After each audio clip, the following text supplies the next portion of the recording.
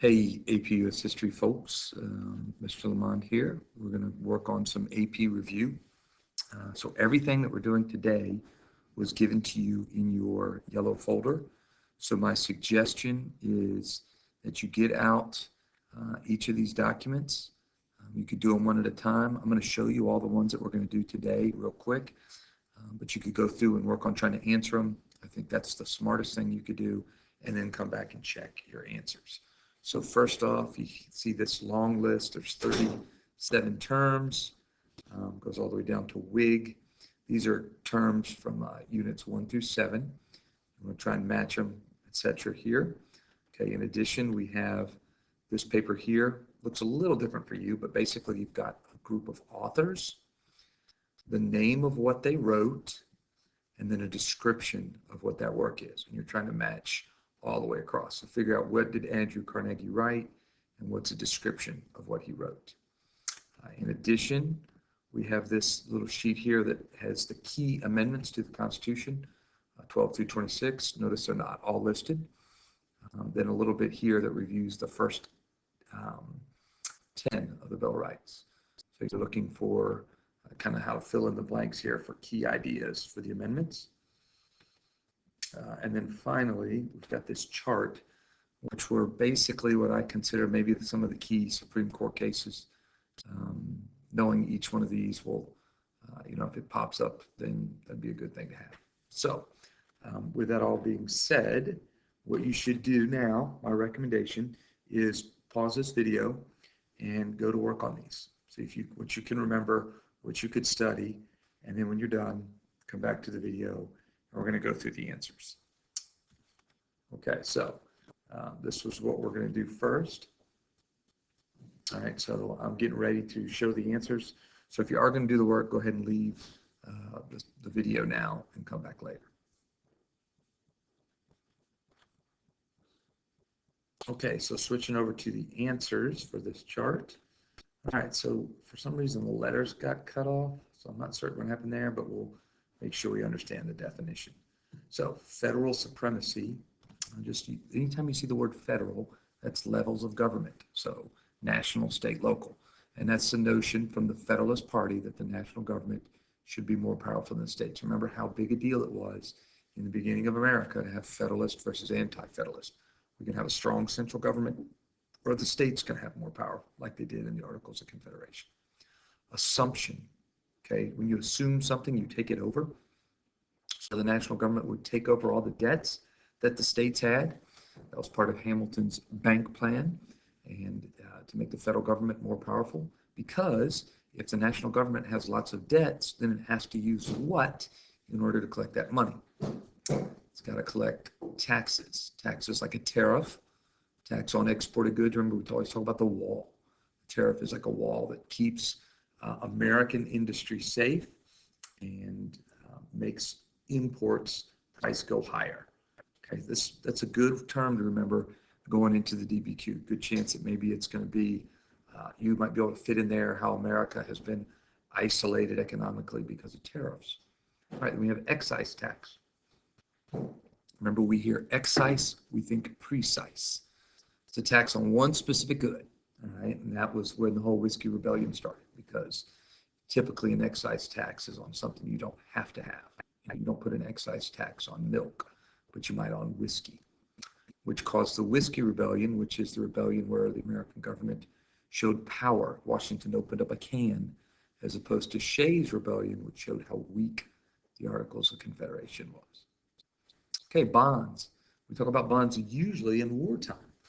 Bond is when you give the government money, you got a choice, like a tax, and then the government will pay you back with interest. It's like an investment, kind of like buying stock. All right, our first two political parties, the Federalist and the Anti-Federalist, or the Democratic Republicans. So the Federalists, that's Adams and Hamilton, strong national government. Remember, they were British in business, focused on banking. They were loose, necessary, and proper interpreters of the Constitution. Then you have Democratic Republicans. That's Jefferson and Madison, more powerful state governments. They were French farmers, and they believed in a strict or enumerated view of the Constitution. And nullification. Remember Jefferson and Madison wrote the Virginia and Kentucky resolutions. Virginia and Kentucky are states. It's the idea that a state could nullify, say no to a law they thought was unjust. That's going to lead to the nullification crisis in 1832 over the Tariff of Abominations. And nullification is what South Carolina basically says when they leave the Union before the Civil War. Okay, strict interpretation. That's following the Constitution to the letter. That's you can only do what it says, which limits the power of the Constitution. And then loose interpretation, the elastic clause, the necessary and proper. When Hamilton created a bank, he used a loose interpretation. There's nothing in the Constitution that says you can have a bank, but there was something that said that the government should handle taxes. Well, what do you do with all the money you collect for taxes? And in Hamilton's view, you put it in a bank. Okay, neutrality. Remember Washington's farewell address, not taking sides in a conflict. Isolationism, that's our early view of world affairs. Okay, mostly because we were weak as a toddler when we first began. Diplomacy, you send diplomats, that's foreign relations or foreign policy. Annexation, you take territory without a fight. We annexed Texas. We annexed Hawaii. Okay, we take these without having to fight a war for them. Suffrage, the right to vote. And we usually talk about either women's suffrage or universal land suffrage. A lot of times we use the phrase franchise or enfranchise is another term for voting. That's used more often with black votes. Okay, we're now moving on to number 18. Nationalism. Nationalism is your pride for your country. Remember, nationalism was one of the causes of World War I and mania. Sectionalism, feelings of loyalty to your geographic area. That's the whole North-South thing before the Civil War. Speculation. Okay, that's when you buy something low and hope to sell it high. First thing people speculated with was land as we moved west. Then in the Roaring '20s, they speculated over stocks. In the 2000s, they speculated over homes. Nativism, the belief in people that were only born in this country. Not really, because we're not talking about Native Americans. As some of the bad immigrants, as some of the other immigrants, as America began to fill, after the Civil War, there was a lot of fear that America was getting the wrong people. And so the nativists began to push against maybe people from Southern Europe, or Catholics, or Jews, or socialists.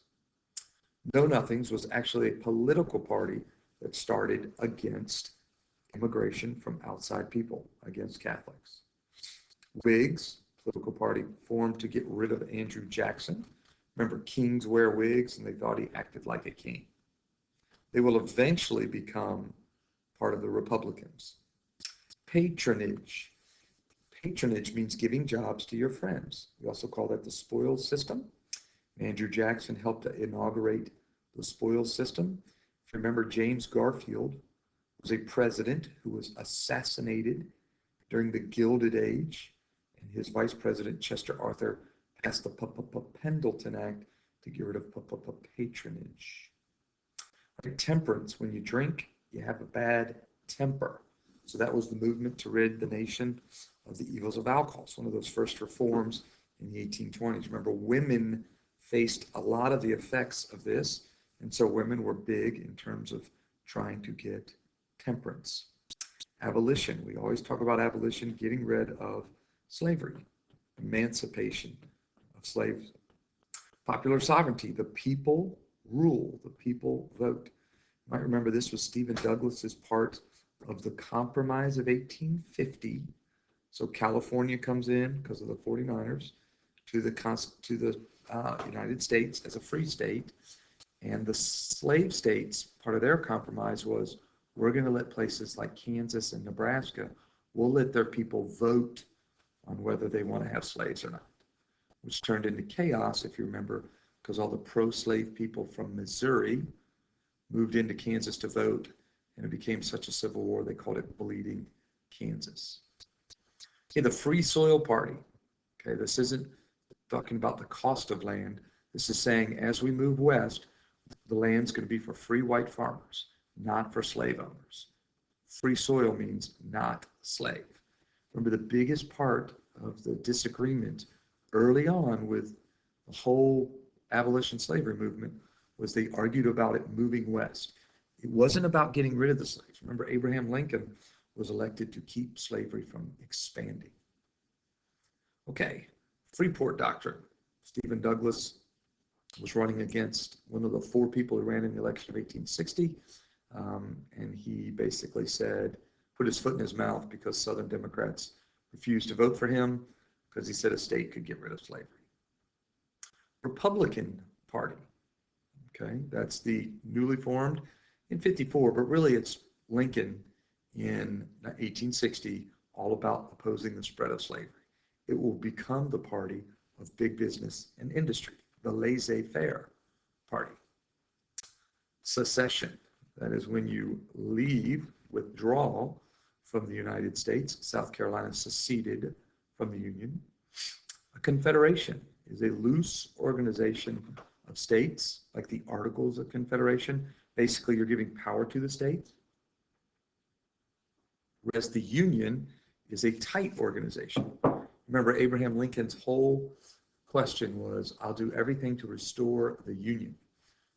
He said things like, if I could free all the slaves and restore the Union, or free none of the slaves and restore the Union. It's all about the Union, bringing us into the United States, not these United States. Okay, habeas corpus, the body must be there.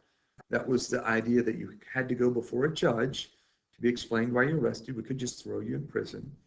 And during the Civil War, for example, Abraham Lincoln suspended the writ of habeas corpus in order to persecute or prosecute copperheads who were disagreeing with the war effort.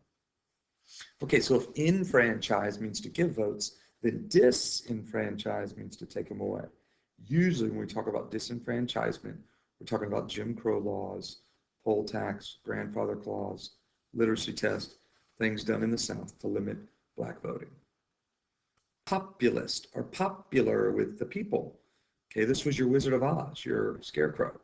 These are your farmers who were in search of a brain because they were overproducing, they were getting out loans that they could not pay back. That's why we had the Moral Land Grant Act to help educate them on better farming practices. Populist things like bimetallism. Hey, let's have gold and silver in terms of our money supply. Laissez-faire, hands-free, where the government is not going to be involved in the economy, as little as possible, very Republican. And one of the populist reforms they wanted was the Australian ballot, also known as the secret ballot, so that Boss Tweed and Tammany Hall couldn't look over your shoulder while you were voting. Okay, so let's turn our attention to this. So here's your American authors and their works. Okay, so this is the before. I'm going to click over here and find the after.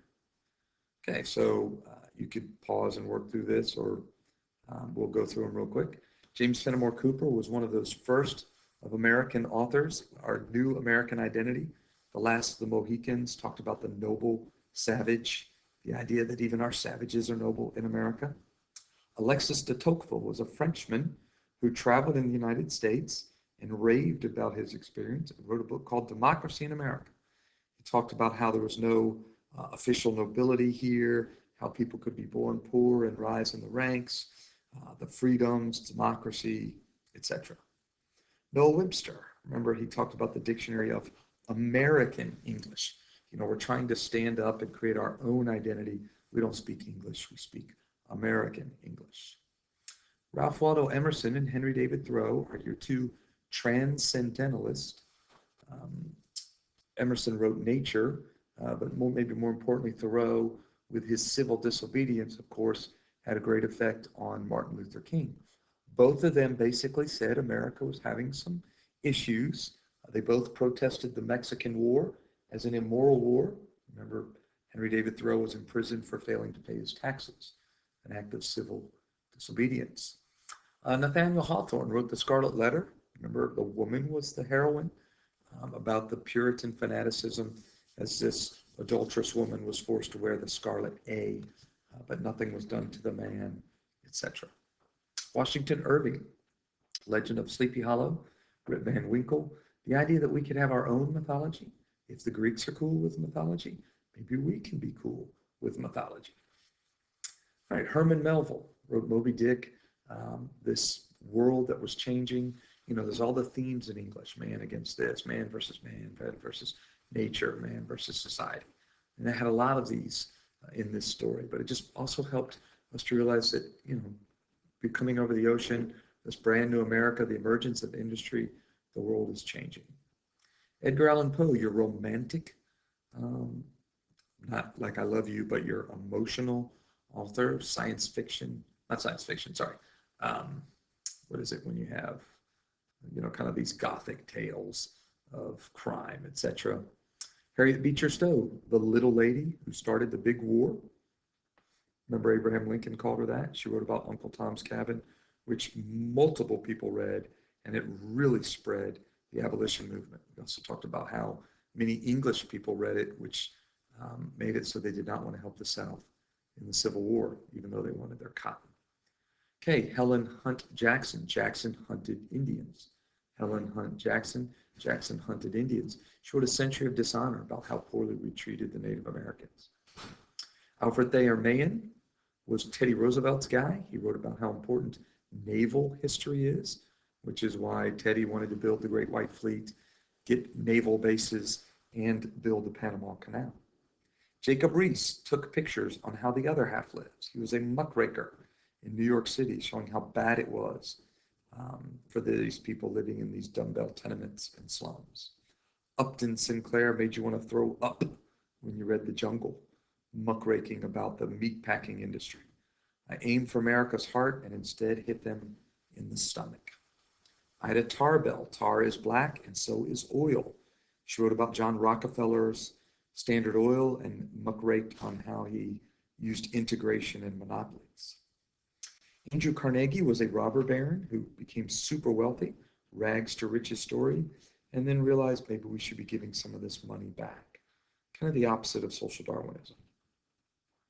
We got some roaring 20s, lost generation folks like Zora Neale Hurston, the gal who wrote Their Eyes Were Watching God, you know, wrote in the diction of, you know, kind of the slang city language, the importance of a woman author.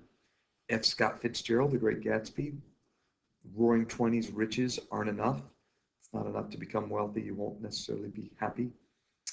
Ernest Hemingway was a soldier in World War I, a nurse. He saw how awful and terrible the war was. He wrote A Farewell to Arms and For Whom the Bell Tolls, about the futility of war. Adolf Hitler, his Mein Kampf, the book he wrote when he was in prison, his struggles, basically outlining his plan to make Germany great again, the enemy of the Jews, etc. And last but not least, Betty Friedan wrote The Feminine Mystique. That was her book that kind of helped kickstart feminism. There's got to be more than just sitting at home, 1950s suburban housewife. Okay, so take a look here at your amendments to the Constitution. All right.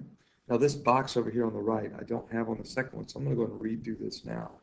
So we talk about the first 10 amendments are the Bill of Rights, an English idea. The first is your freedom of speech, press, religion, First Amendment freedoms. Second, the right to bear arms. Third, there's no quartering. Remember, both of those come from the British, you know, troops being in the area. We want to defend ourselves as Minutemen with a militia, and we don't want British troops quartered in our house. Amendments 4 through 8 are the rights of the accused, which come out in the Warren Court of the 1960s with Miranda, Gideon, Mapp versus Ohio. And the 10th Amendment, I wasn't see it, Amendment X, is all powers not given to the federal government are reserved for the states, which is why we had such an argument about the Civil War. Many of them said, hey, nothing said about slavery in the Constitution, therefore states make the decision. I'll flip over to the next page. It's got the solutions. All right, remember Amendment 12, they quickly realized that they'd made a mistake, and they had you voted for president, and at the same time as all the candidates. It wasn't a separate ballot. Whoever got the most votes was president. Who got the second most was vice president. And afterwards, they realized we need to vote for a different person. Okay, remember 13, 14, 15 go together. 13 is the bad number that gets rid of the bad thing, gets rid of slavery. But once they're not a slave, what are they? You got to make them a citizen, 14. And once they're a citizen, now you can let them vote, 13, 14, 15. Okay, when you're 16, you can get a job, but then you got to pay taxes, federal income tax. This was a populist idea. 16, 17, 18, and 19 all are populist progressive reforms. 17 senators. 17 senators. The direct election of U.S. senators, not chosen by a state legislature, which allowed for the possibility of corruption or Tammany Hall political machines. This lets the people vote. When you're 18, you're an adult, but you can't drink. That was the amendment that got rid of alcohol, prohibition. 1919, women got the right to vote. Okay, women's suffrage. There's a good chance that you'll want to use Amendment 19 at some point in your DBQ if it's dealing with America's change in terms of political power, etc. 21, when you're 21, you're an adult and you can drink. So that got rid of prohibition. Two terms. 22nd, you're only allowed 2 terms. All right, that was term limits because FDR had been a president for 4 terms. Before that, remember, it had been a precedent. Okay, 2 plus 2 is 4. That makes sense. Poll taxes don't make sense. The 24th Amendment got rid of poll taxes. Okay, 25, we didn't have a chance to talk about in class, but this made sure everybody understood who would be the president after the vice president. It outlined, this person and this person. And last but not least, 2 plus 6 is 18, so that 18-year-olds could vote because of Vietnam. Right? If you could fight in war in Vietnam, you should be able to vote in the election that sends you there. Okay, last one. We've got this blank here on Supreme Court cases. Okay, and so the next one I have fills in the blanks here. Okay, remember your M's first. John Marshall was your key justice. Marbury versus Madison, the judges decide. That had to do with the midnight judges. And McCulloch versus Maryland, this is federal government versus state.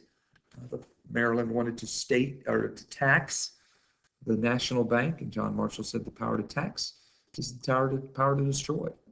So that you can't do that. So the federal government has power over the states. These are Federalist cases. That's why they call John Marshall Mr. Federalist. Gibbons versus Ogden had to do with the federal government determines what happens between trade that crosses state lines. Worcester versus Georgia, I think we remember this. This was Andrew Jackson wanting the Indians to be removed. John Marshall saying it's unconstitutional. And Andrew Jackson basically said, you got an army? Nope. Okay, they're moving. Trail of Tears.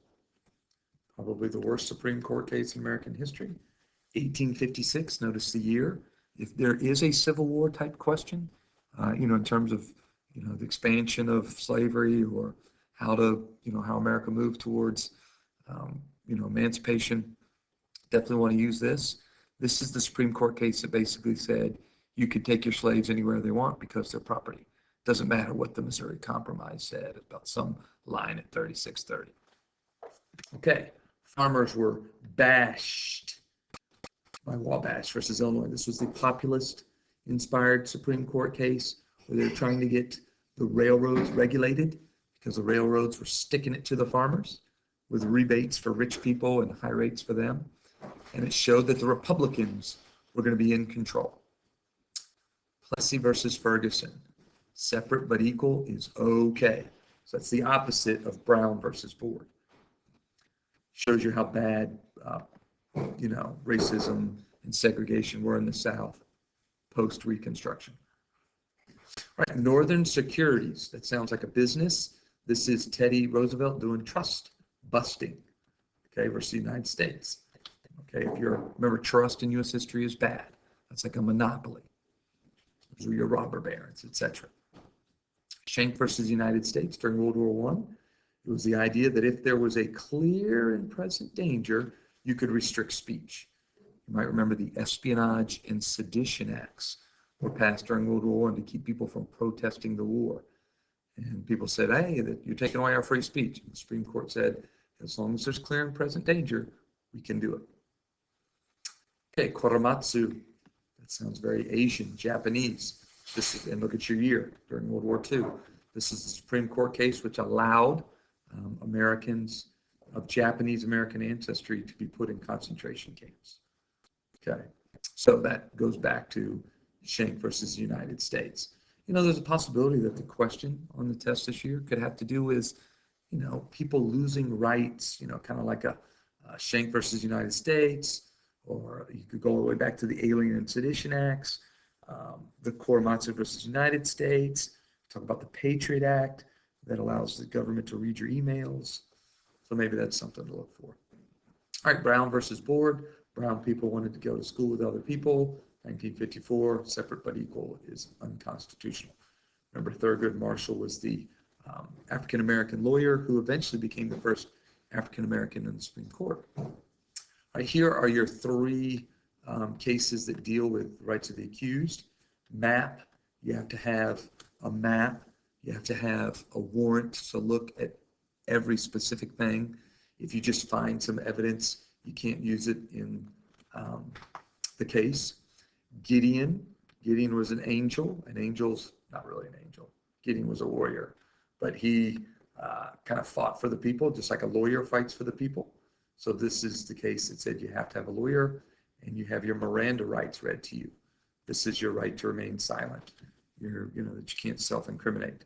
All those First Amendment or Bill of Rights freedoms that the rights of the accused have. All right, Tinker versus Des Moines. Free speech when you protest. A student could wear a black armband in school. Roe versus Wade. Women's Fourth Amendment, the right to protection from illegal search and seizure. It's my body. I can have an abortion. The New York Times versus Nixon. They wanted to publish the Pentagon Papers so they could prove that LBJ had lied about Vietnam.